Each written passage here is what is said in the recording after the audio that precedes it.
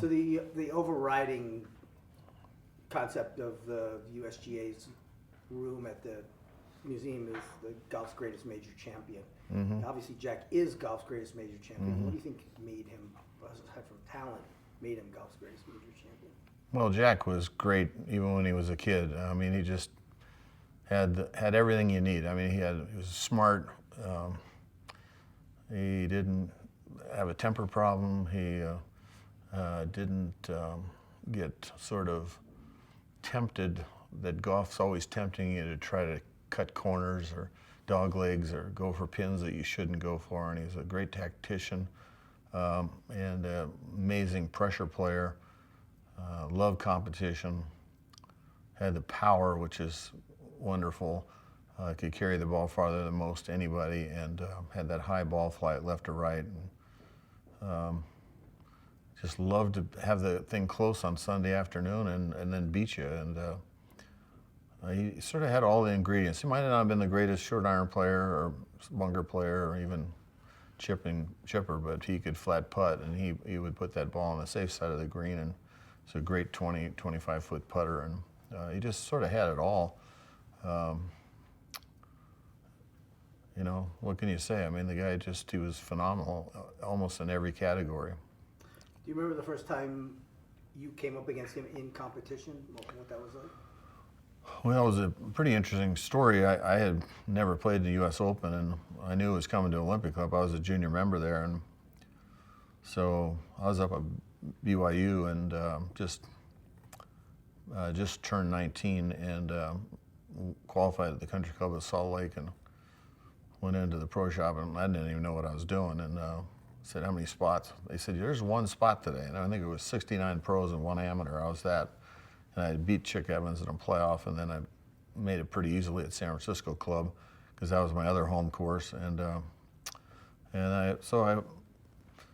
was obviously always wanted to play that Open, and I figured being a junior member that nobody should be able to beat me on my own course. And that's the way kids think. But there was a guy named Johnny Swanson that was a member at Olympic that knew Jack from his amateur days, and he arranged for Jack to play a practice round with me at Olympic Club, and then another one on Wednesday at San Francisco Club. So it was unbelievable for a teenager to get to play with Jack Nicklaus, and he was very kind to me. And as it turns out, we were both at 142 in I think third or so place. Right in, of course, it was a Cinderella story. A young kid, junior member, having a shot at maybe winning the Open after 2 rounds, and I played with him on Saturday. They paired us, and I didn't play great that day, but I did ship one in on national TV on 15, and I don't know, we sort of struck up a friendship there, almost like an older brother, younger brother, and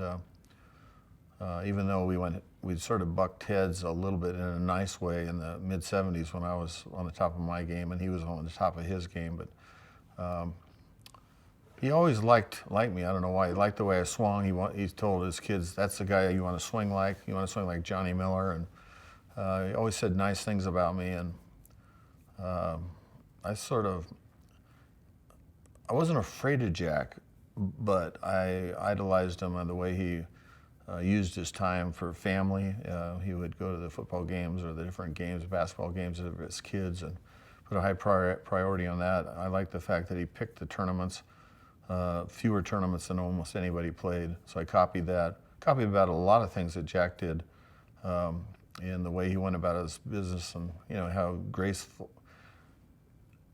and it was an amazingly. The way he viewed losing was when he didn't win, he would really congratulate you and look you in the eye and say, nicely played. I think that was one of the things I was most awed about, is how hard he would fight to win. But if you beat him, he seemed like genuinely he thought that was cool, and he could look past self. And so there's a lot of things you could copy about Jack Nicklaus as a professional golfer. He had to be the prototype of the guy that you should copy. The only thing he didn't do, maybe as much as some guys, his whole life didn't revolve around golf. He didn't practice every day like a Trevino, hundreds of balls. But I like that. I mean, I like that he had more of a life than just golf. Outside of golf, he still loved fishing and hunting and being with his kids, and I love that part of it as much as anything. So, you know, we became pretty darn close. If I'd have lived closer to him, I'm sure we would have spent a lot of time fishing and hanging out. Do you want me looking more towards me? I mean, I'm sort of bridging the gap. Usually that's safe, you know. yeah, it's okay. Yeah, yeah. So that third round at the Open, obviously you're playing your own game. Are you noticing some of the things he's doing even then as a, you know, to take with you sort of going forward? Yeah, I was watching Jack and on that third round.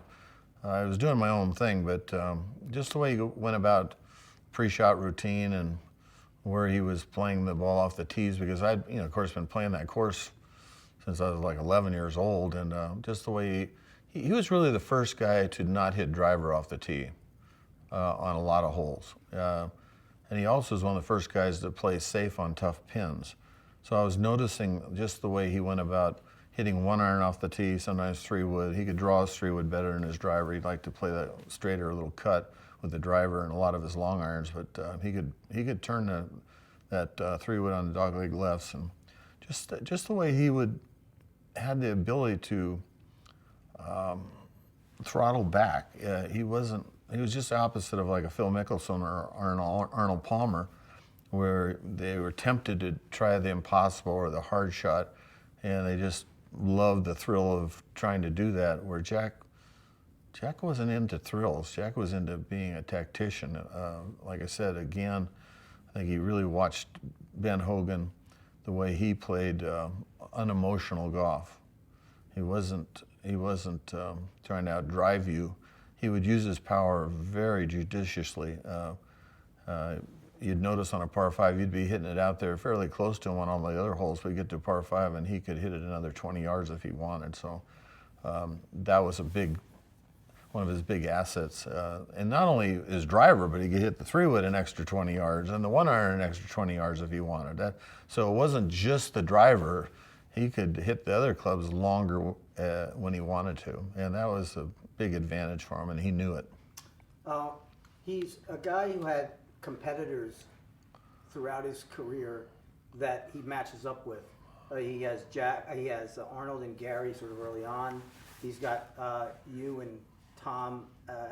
He's got Trevino in the middle there. Yeah. He's got you and Tom and couple Toms. Tom and Weiskopf. Yeah. In fact, those are the guys he mentions all the time when he talks about his. Yeah. He always mentions Gary, Arnold, Tom, and you. Yeah. Always says that. Well, I think he mentioned guys that he knew could beat him if he was playing his best game at times.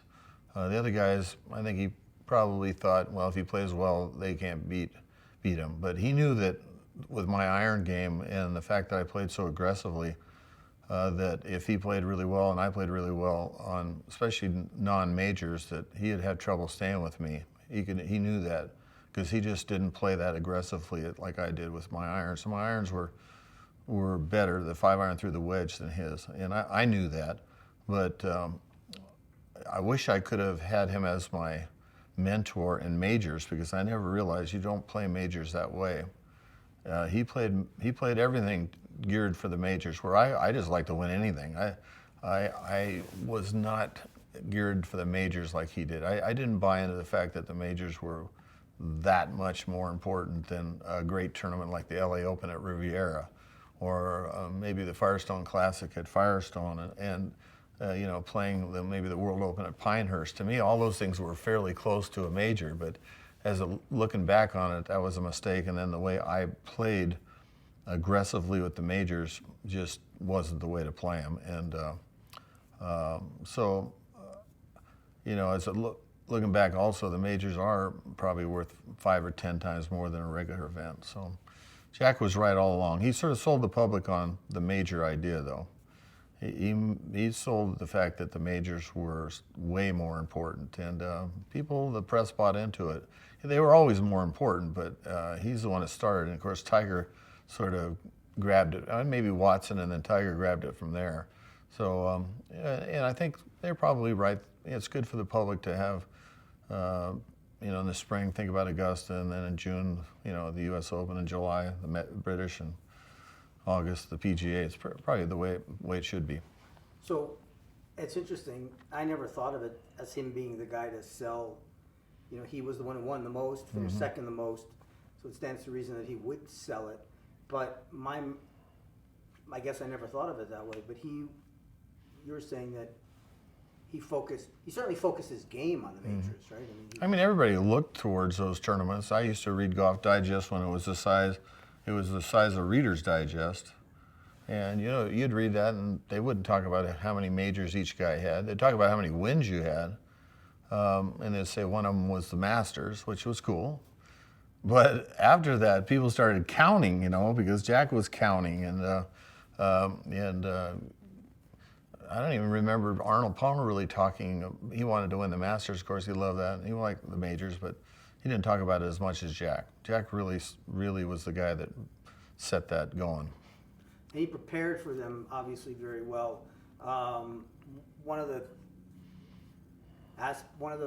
ways that we're going about this is by talking about some of his his traits that made him a great player. One of them is preparation and how he prepared for tournaments, especially major tournaments, probably better than anyone else. Well, I mean, you can imagine, I tell people this when I do public speaking, you can imagine he already knew he was the best player. Then he would go to Augusta or the US Open or whatever a week early and play several rounds during that week, and not one pro would be there.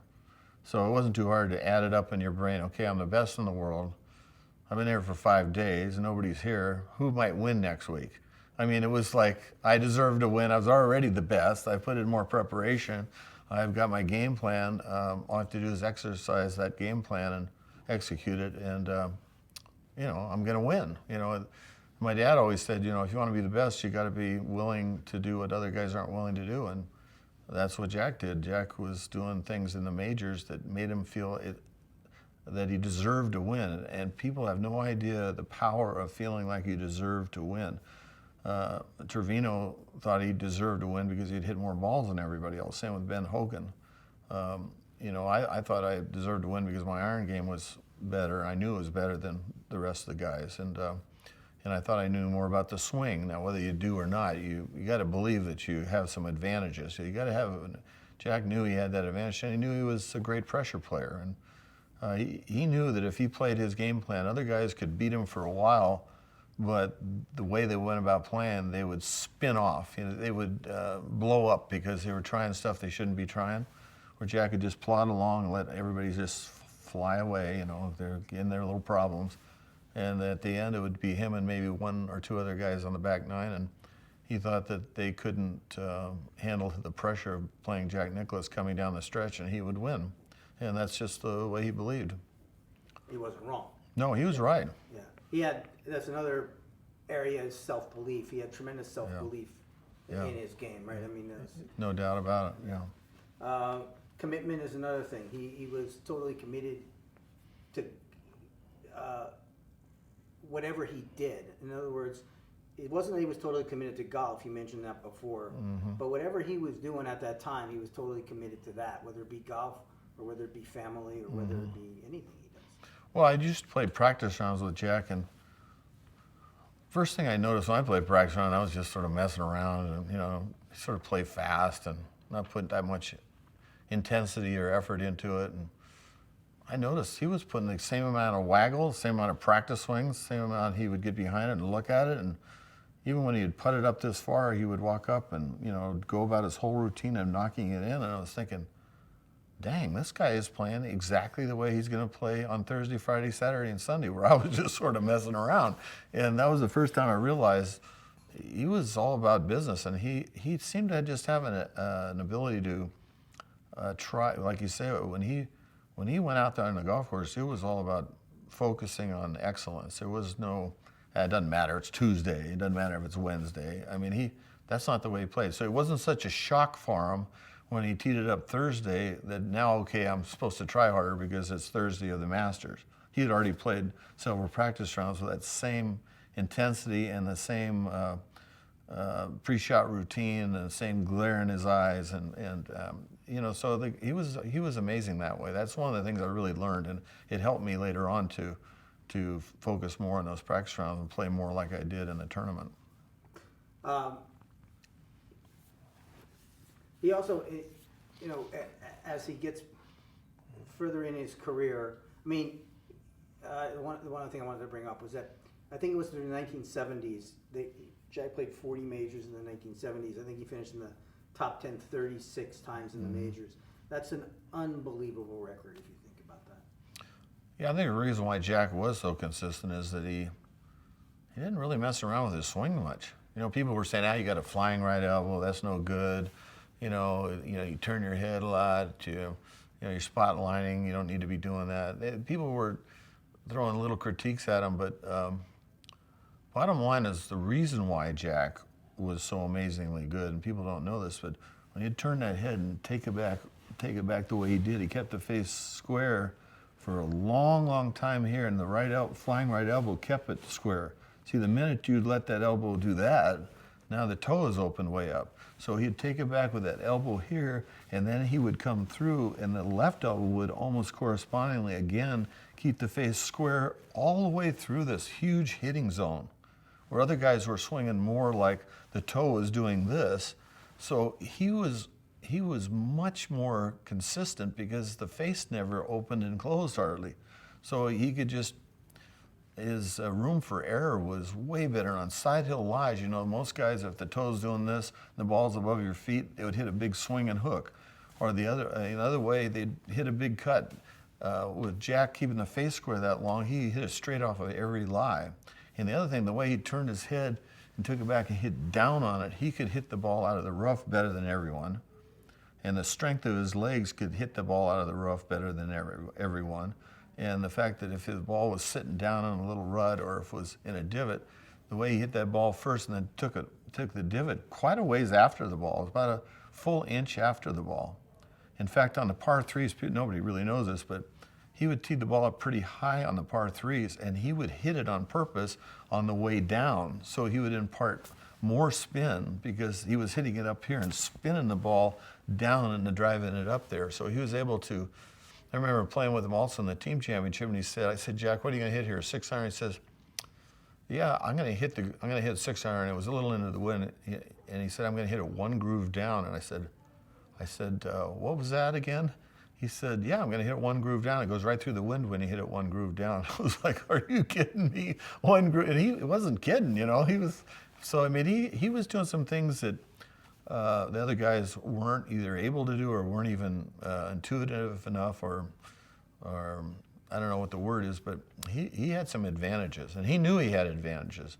Weiskopf knew that he had the ability and the advantage over him, even though Tom looked like he had all the gifts that a golfer could have, but Weiskopf could feel that power of intimidation.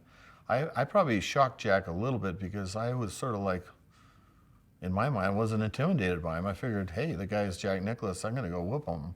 And I would look at the things I did better than him. And it really all started at the World Cup in 1973 when we played for the U.S. and we teamed together and played Tuesday, Wednesday, Thursday, Friday, Saturday, Sunday together. And before I thought he was a lot better than me, to be real honest with you.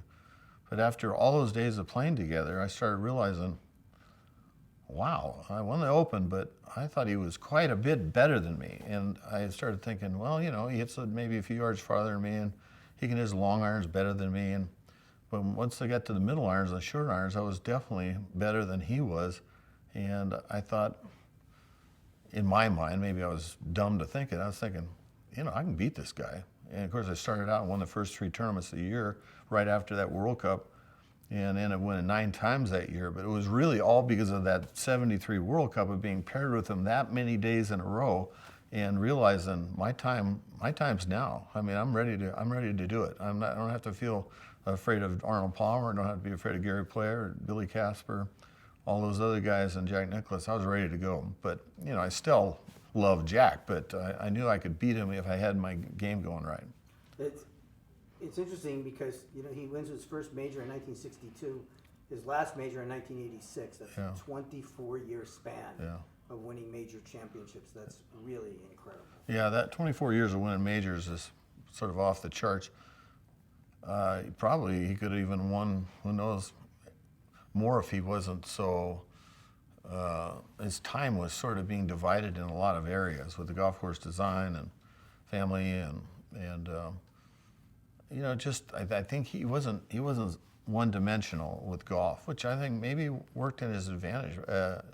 I was the same way. I might have been even less. I was such a fishing nut and family guy that I wasn't that interested really in golf all the time, and maybe that was my weakness. Maybe it was a strength. I don't know, but Jack had quite great longevity because he didn't really have any major weaknesses. Because he ended up, when Phil Rogers came on board and worked on his sand game and his chipping and short irons with a little more wrist set, he actually improved on the one weakness that he had near the end of his career of that part of his game, and he really believed in what Phil taught him, and so he felt like he sort of had it all then at the end, the second part of his career.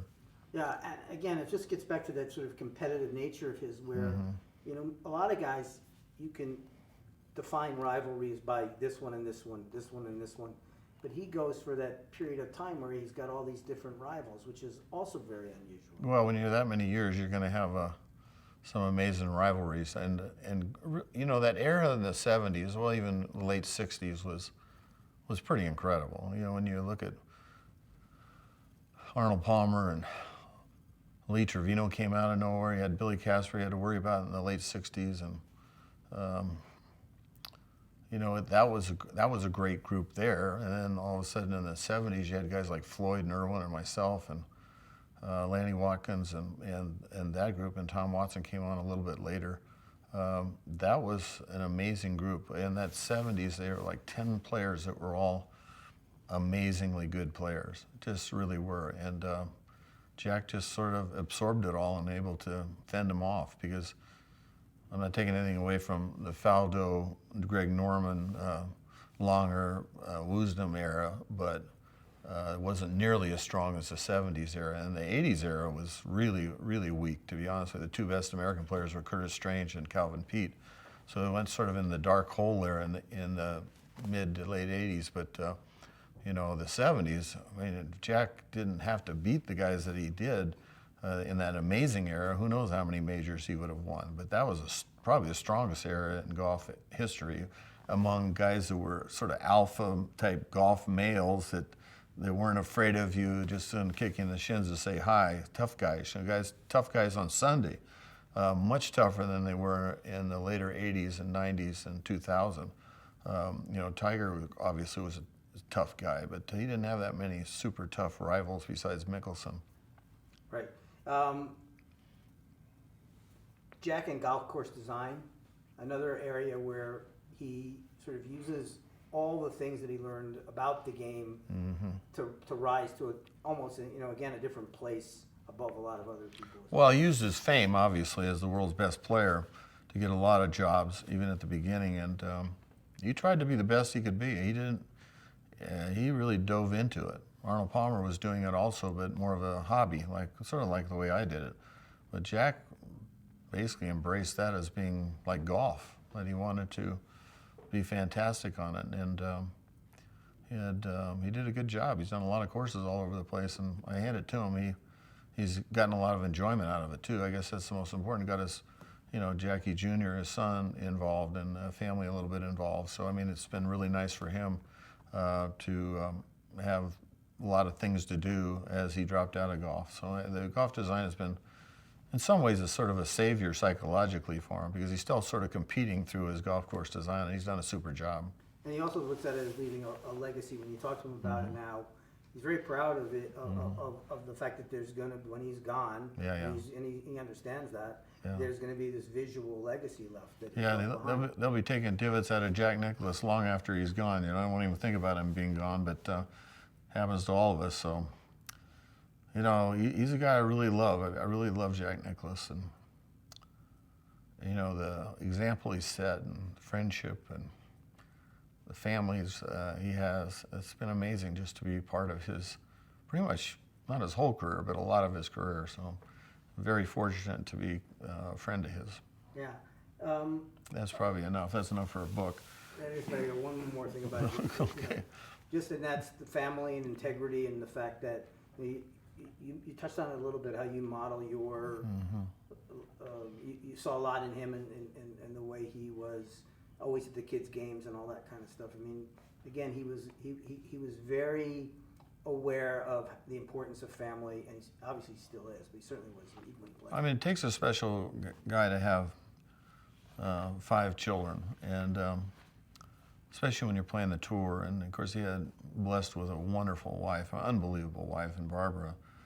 Can't give her enough credit, because what Jack accomplished probably wouldn't have happened if he had married the wrong woman, and so I give her a lot of credit. But Jack was able to realize the importance of family, and when you have kids, you have to start looking past yourself, and a lot of people are never able to do that. They're just self-oriented, but Jack could compartmentalize everything in that he would focus on the golf and put 100% into that, but he would also put the 100% in the family, and then now 100% in the golf course design, and friendships meant a lot to Jack.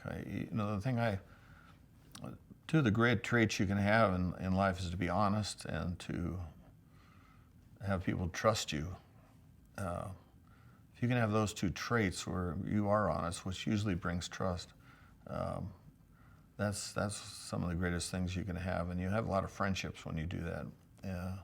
And that's why Jack has left a tremendous legacy and continues to have a tremendous legacy. But I try to instill that in my kids and also in my own life. So Jack and I are a lot alike in a lot of ways.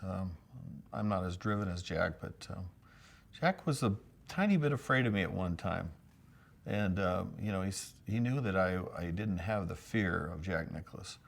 And he knew that I could get on hot streaks, hotter than maybe the way he played. But the majors sort of scared me a little bit. They didn't scare Jack, and that was probably the big difference in our careers.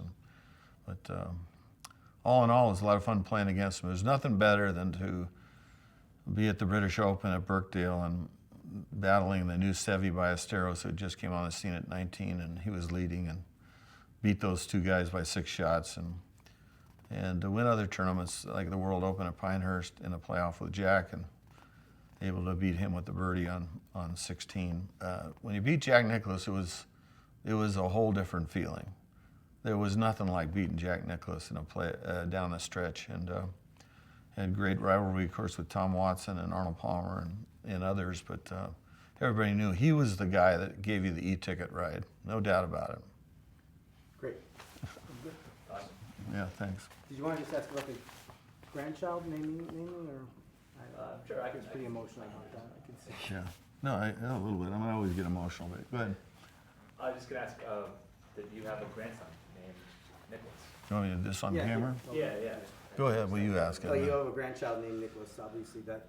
Yeah, my youngest son, Todd, was thinking about naming his only boy, and he said, how about Nicklaus, and spell it the same way, Nicklaus, and after Jack Nicklaus. And I said, that's perfect. And I was thinking, it couldn't be a better name for him. And I told Jack about it. He was pretty excited about that, to be honest with you. I think he was happy that I would think of him enough to name my grandson after him. So that was my little tip the hat to Jack Nicklaus.